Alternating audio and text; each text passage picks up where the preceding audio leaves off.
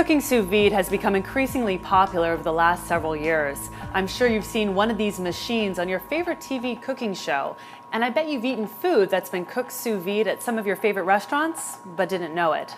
Sous vide literally translates into under vacuum, and that's the first component of cooking sous vide.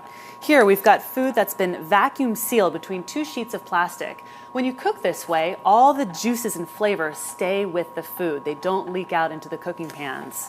The second component of sous vide cooking is a water bath that's kept at a consistent temperature during the entire cooking process. This Polyscience immersion circulator is a compact, easy-to-use home version of the same kind of immersion circulator that professional chefs use in kitchens worldwide. What makes this immersion circulator so great and easy to use is the precise control you have over the temperature, down to 1/10 of a degree. And that is so important when you're cooking delicate foods such as eggs or lobster or other seafood. There is no limitation to what kinds of foods you can cook sous vide. Everything from red meats to fish to poultry, but also vegetables and fruits. This immersion circulator comes with an instructional DVD and cookbook with recipes from Chef Thomas Keller. The key to cooking sous vide is, again, maintaining that consistent temperature and a specific amount of time per ingredient. And this recipe book will have all of those exact instructions. There's no guesswork when you're using this immersion circulator.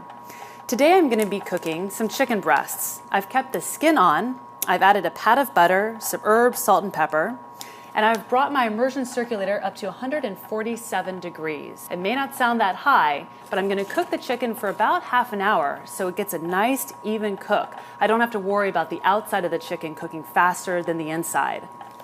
I'm going to slide the chicken into the water bath.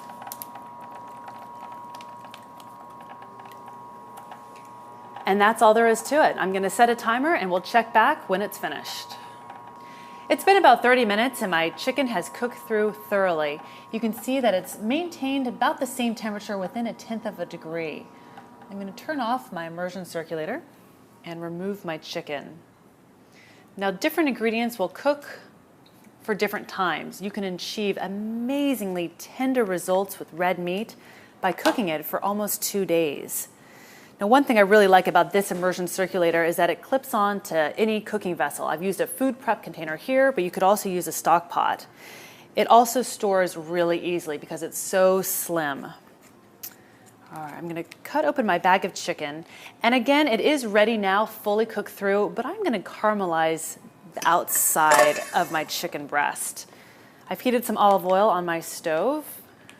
And let's put our chicken breasts in my saute pan, one at a time, skin side down.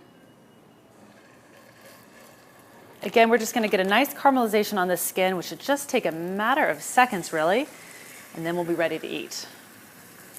Cooking sous vide is great if you're doing a large batch or preparing for company. You can cook all of your protein ahead of time, sous vide, chill them in the refrigerator for a couple of days, and then bring them back up to temperature in a water bath.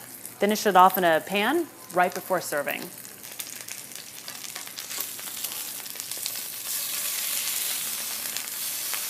I seared both sides of my chicken, but it didn't take long because, again, I had already cooked through the meat sous vide. And cooking sous vide really delivers tender results and keeps all the juices and flavor inside the meat. Let me show you how delicious this chicken breast looks.